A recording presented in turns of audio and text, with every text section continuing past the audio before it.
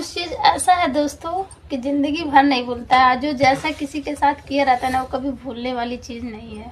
तो वही मैं आज कह रही हूँ कि एक समय था कि मैं जो चीज़ इंसान देख ही के ना सीखता है दोस्तों। जो चीज़ नहीं आता तो वो पूछता है हुनर के लिए कि ये चीज़ कैसे बन रहा है।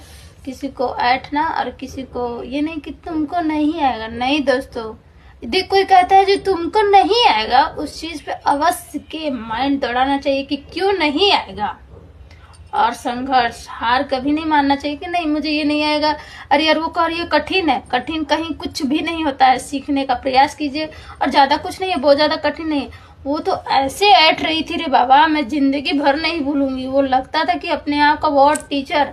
अरे जंगली रहने वाली तू सीख, आज तू मास्टरनी बनी है। मैं बुराई नहीं कर रही हूँ, जैसा तू बोली है वैसा तुमको सवाल का जवाब दे रही हूँ। और मुझे हर वीडियो में देखी होगी, मैं हमेशा बनाती रहती हूँ, समय रहा तो।